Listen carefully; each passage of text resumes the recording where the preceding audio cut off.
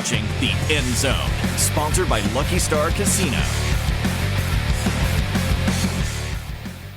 Welcome to this week's edition of The End Zone, along with TJ Eckert. I am Colby Daniels. We're joined by former Sooner great and 2003 Heisman winner Jason White. Gentlemen, the college football regular season and championships have wrapped up. We can now all lose our minds over the college football playoff and all of the postseason shenanigans with the transfer portal. This is the time of year that I think college football fans both love and hate. But Jason, welcome to the show. Oh, thanks for having me. Are you a very opinionated person? You going to come on with some hot takes here? Sometimes can be opinionated, okay. but I've gotten better the older I've gotten, so I don't have to be so correct now. Yeah, sure. We got a lot to talk about here. Able to understand that you can take a breath right before you just throw out the venom immediately when something goes down. Exactly. So, yep. Well, we appreciate it, and obviously we're going to talk about the Heisman Trophy coming up this weekend a little bit later in the show. So the timing of you joining us this week worked out really well. But I want to jump into this OU offense, and I guess the first thing is, who's going to be left to play Navy in the Armed Forces Bowl with the transfer portal going wild? But this is an offense that struggled all year long, and now they're going to have a few weeks to get ready for this bowl game. Right. For me, I think this is one of the downfalls of the transfer portal. It really makes an impact on some of these games. Yeah. You're right. Who is going to play on the bowl game? But I really feel like OU's a deep enough school. They've got guys waiting in the wings, and someone's going to step up, and they're going to take advantage of that opportunity. That's one of the positives. But if you think about other schools, they don't have that luxury. When their guys are gone, they're gone. But I do feel like this is one of those the downfalls of it, and I really feel like it should be changed. Maybe after the bowl game, have the portal open or something. Sure, yeah. Just to get that last game out of them, especially for their teammates. Not making that player make that decision as well. Right. Because sometimes, it's hard for those guys to make those decisions because they are so connected to the team. And maybe that's not what's best for them at that time. So I think some changes need to be made for that, for sure. Amen. The bowl game has become so, unfortunately, devalued. Yeah. Think back, I know by college football's own doing, right? Yeah. You played in 2 national championships, I know. But how important were the bowl games you did get to play in? I can remember the first bowl game I ever was a part of was the Independence Bowl in Shreveport. But at that time, OU hadn't been to a bowl game in a while, and so it was a big deal. So, that was a big deal. And then the very next year, played in the national championship was 2000. Right. But then after that, we did play in the Cotton Bowl one year. Yeah. But I think one of the things that we don't see is what the players get to do during that week, the gifts they get during that week. Sure. And I feel like that's all gone because of the college football playoffs. And these bowls probably just don't have the money to put up something like that. Right. Now. Good point. There used to be this point of you want to make a bowl game because you get all this practice time, right? And it's a building block for the next year. Well, with the transfer portal and all that, you really don't even know. Even for the guys that do decide to stay in this window, the next window potentially opens up and they're gone. So it's not even the same situation of let's get our younger guys ready and start building for next year because you can't guarantee that that's going to be your roster. Right. I think this is a time that the guys that are sticking around that, hey, we're going to get you a bunch of reps. And I can remember when I played, we would take maybe 10 reps of the offensive part, and then the rest was, the second and third team guys.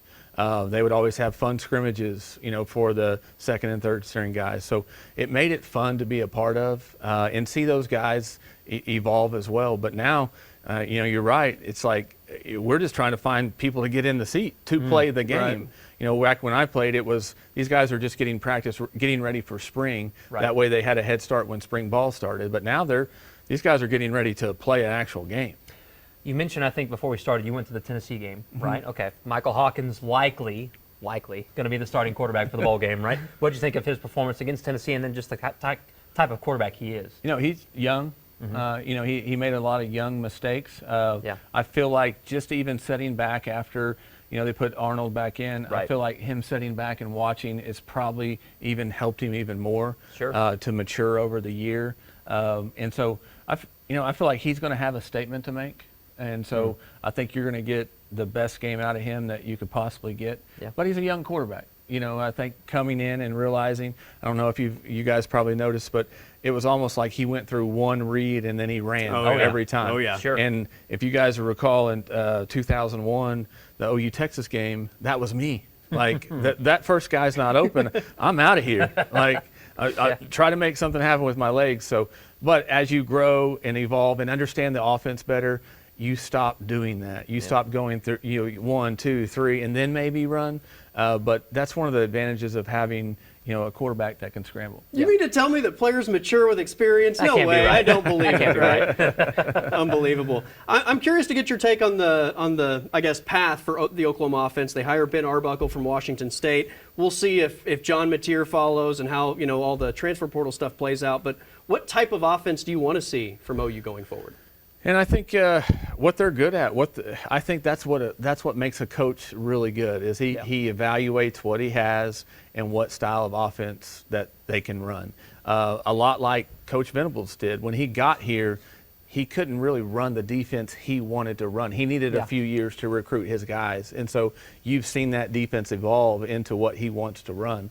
So I think if he comes in, evaluates what he's got, and take advantage of that. I still feel like, one of our things that we have to improve at OU is our offensive line. And with that being said, so if you don't have a whole lot of time to throw, hey, let's just do some quick game. Let's do a lot of screens.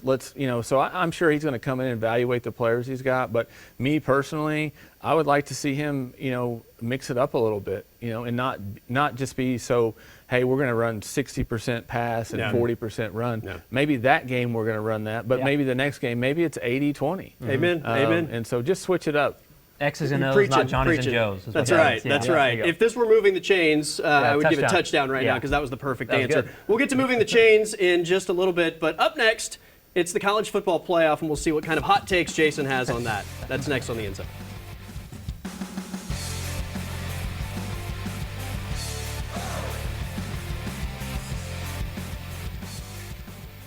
All right, gentlemen, we finally have the 12-team playoff in place, and I can't wait to watch these games finally play out. I mean, I think it's going to be a ton of fun to see these matchups. I know there's still a lot of people that are upset about maybe the 12 teams that got in or the format, whatever, but I do think the football is going to be fun. I am surprised that we're nearly a week removed from the announcement, and the SEC nor Alabama has figured out a way to weasel their way into this thing. It's interesting that has not happened. Yes, I figured that would be the case. There's some fun matchups. Anything you like that stands out right away?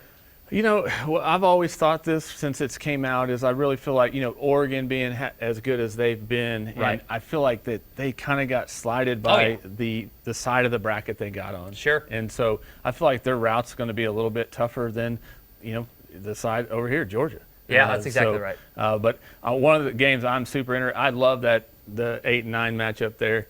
Of course, I love Josh Heupel to death, a good friend. Yeah. But I'm excited to see him play against Iowa State. I think that'll be a great game to watch. I think that's a fun one, and it is the best game of the initial ones. The first round matchup. Yeah, for sure. it is. The all Indiana matchup with Notre Dame, Indiana is kind of cool, right? Yeah. Going to South Bend, Indiana's got to travel up there in state.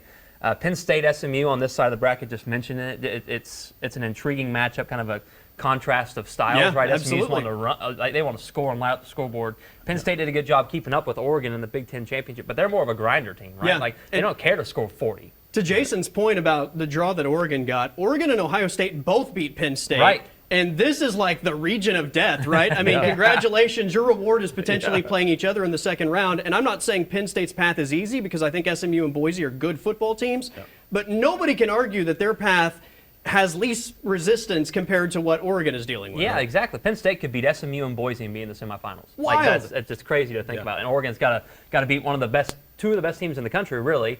And then there's a chance you play Texas, who is arguably one of the best teams in the country.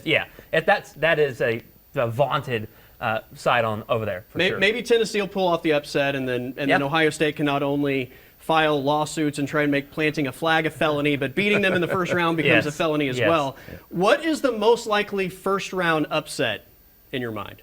I like this one. Yeah. I've always been an underdog fan, and I feel like that SMU has came a long way, over the years, and I think this might be their year to at least have that first round upset. Definitely, that's one that I'm keeping an eye on. Notre Dame feels a bit inflated to me because they've beaten a lot of bad teams by a lot, right? And Indiana's kind of the same way. They haven't really beaten anybody. But that being said, little motivation playing an in-state rival, air quotes. That's one that I would keep an eye on, just because I'm not sure Notre Dame is as good as we've given them credit so far. So the next question I was going to ask, what is, if you had to say, this is the one I feel the best about, what is that game? Because for me, that's Notre Dame, and that's not necessarily because of Indiana and me thinking they're bad, but Notre Dame's style travels, right? Like it plays well against everybody. They run the football, and they play great defense. I think so. I mean, honestly, in terms of feeling good, it feels like Texas is a lock to make the semifinal. That's kind of unfair to say, but, the magic of Cam Scatterbo there at Arizona State. But it feels like they got a pretty nice run to get there if they needed to. Yeah, that's my pick. I think that's a lock for Texas. Yeah. I just feel like Texas is the game they played against Georgia. Sure. They make 2 field goals. They win that game in regulation. So I feel like that's my lock. Yeah. Well, enjoy this while you can, because Greg Sankey is already doing what he can to change the format after 26, which this thing is only contractually agreed upon for 2 years. So enjoy it while you can, because it's going to change before long. All right, it's Moving the Chains next here on the End Zone.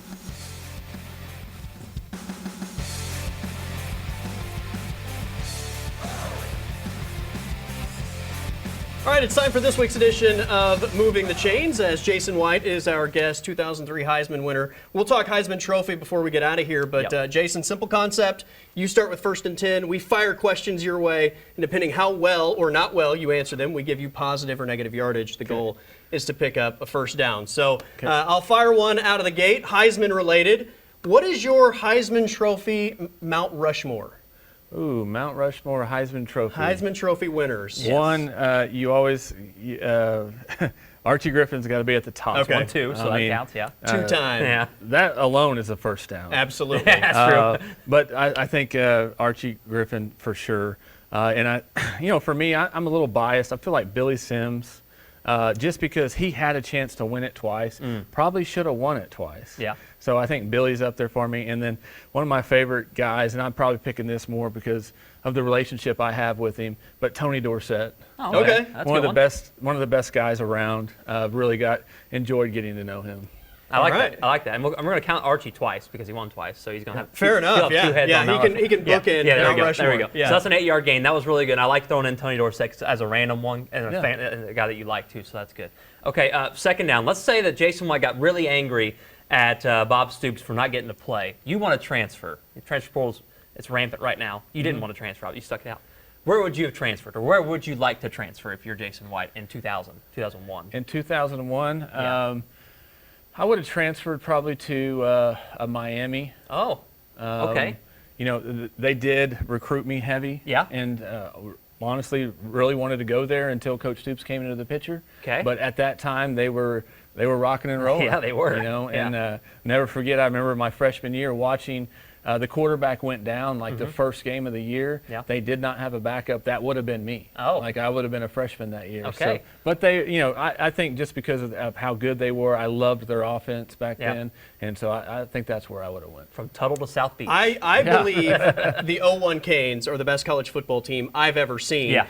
And with all due respect to Ken Dorsey, if my man Jason White is quarterbacking that team, man, that would be phenomenal. So I'm going to go ahead and give you a first down, and we're going to attempt to maybe pick up multiple first downs. So Jason White picks up the first down, and we will reset the chains. All right, we'll go another Heisman-related question. Yeah. I love the Heisman House commercials. Every year I look forward to it when college football season rolls around. I know you've been a part of those. What is your favorite Heisman House story, whether it's on camera, off camera, just the guys being around each other? That's part of what makes those things great, I think. Right. So we're in Southern California shooting, and they had a green room for the guys just to hang out. There's food, video, everything in there. So some of the guys were kind of kicking back and forth, and someone said, "Herschel, is it true you do 100 push-ups a day?" And he said, "Yeah, every day." And so it was Nebraska, Mike Rozier. Oh, yeah. Let's see you do 100 push-ups. I don't think you can do 100 push-ups. And he set down his Coke, went straight to the ground, and did 100 push-ups like that. Man. And to see a guy on the spot. that age and that kind of shape, It was crazy to see. Wow. And so that I definitely remember that because it was like you were on the playground when You can't do that. You can't do that. There's no way. And then all of a sudden he just wraps them out. Hold my beer. Exactly. That's good. awesome. All right, another first down because that's a great story, and I'm glad to know that he actually does do 100%. Moving the chains So here. it's 10 first downs. We're driving is what All we're right. doing. All right, so this is a related note, another story time for me. You got there right when Brent Venables got there, correct? Yeah. So what's your favorite Brent Venables story from that era? I think my favorite Brent Venables story probably is going to be every day at practice. Yeah, I'm sure. I mean, right. I'm sure. It was you could always see. So Venables and Mike Stoops, they, obviously they're very similar on their how they act at practice. And so, like if you was to step back and watch him during practice, he goes through the motions. Oh, like the literal motions. Yeah, he gets down in a stance and then he moves a little bit. And so we would always stand back. The offensive guys would stand back there and be like, I'm glad our coaches don't do that. So, but, it just shows how intense he is in the game. That's awesome. And he wants to be a part. Like it's like he's out there going through the motions with them. Yeah, but, that's cool. That's one of the things I always remember about him is you could always get a laugh. You have the worst day ever, and then just watch a series of him on defense, and you'll be all right. Watch him get lined up ready to blitz. Just a total psychopath in the best way possible, right? Let's go touchdown. Touchdown, Jason's Jason White. moving the chains, and we're Attaboy. going to put one in the end zone as well. Well done, Just Jason like White. old All right, times. let's talk about the Heisman Trophy to wrap up this edition of the end zone.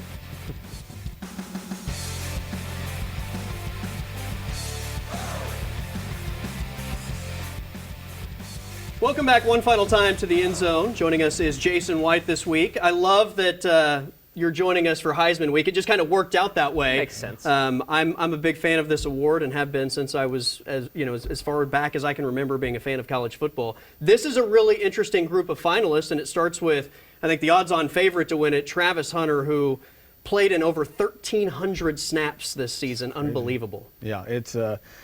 I think that in itself speaks about what this kid's about, and the fact that I feel like he's a good kid off the field as well. Seems that way. I love that about him, but he plays so many plays.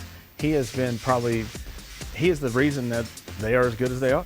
I mean, he's accounted for I don't know how many points for them, but it's a lot. But anytime you get an athlete like that on your team, how could you not have him in the race?